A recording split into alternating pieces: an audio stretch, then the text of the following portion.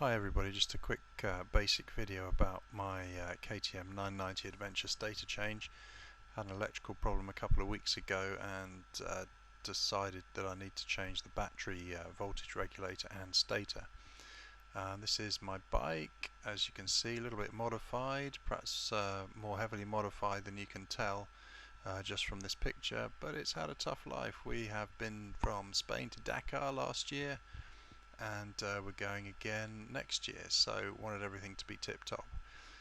What I've done so far, as you can see, is just drop the left-hand tank, seat and fairings just to access the area of the stator. Here is a new stator, new battery, ready to fit.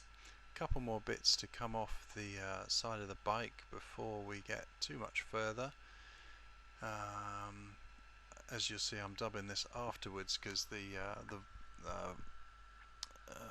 sound from the camera wasn't that great, so I'm having to kind of think as I go. Anyhow, here's the other thing, two things that you'll need, which are the gasket for the cover and some thread lock.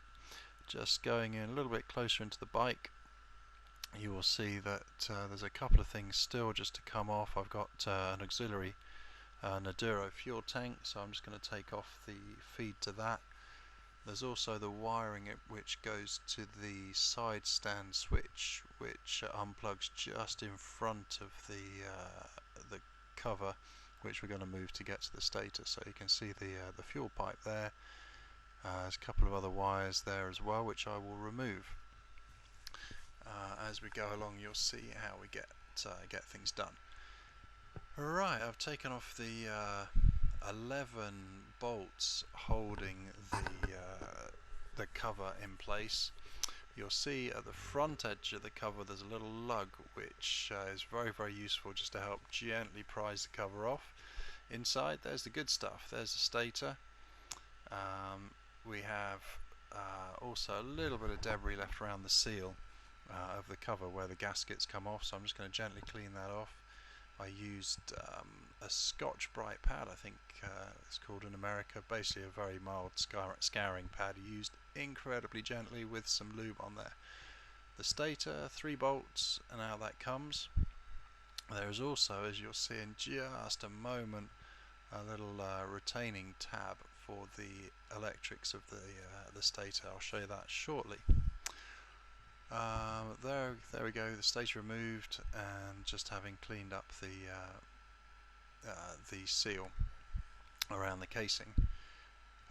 Here's the little electrical retainer. Basically what you do, you put perhaps some needle nose pliers or a screwdriver in there, and you just move the clip slightly towards the stator, so downwards and to the left in this picture, and that will just clip out, releasing the cable to the stator. Simple as that, really. Replacing the new unit was fairly simple. That just bolted in some thread lock on there and torqued that into position, and the wire and the retainer very easy to put back in. You'll see here I've got the cover back on. One little tip before you start torquing things down, just take a flashlight or a torch and just gently check all the way around to make sure that the gasket is seated correctly, and then the nuts are all torqued down correctly. I guess it's as simple as that.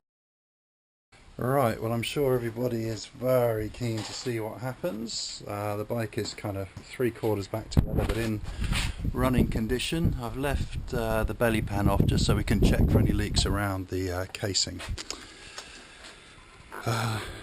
That's pretty hopeful so far. Stand by, keep your fingers crossed.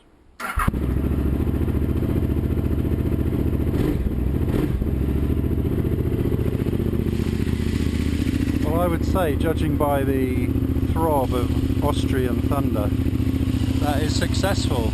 Just checking round.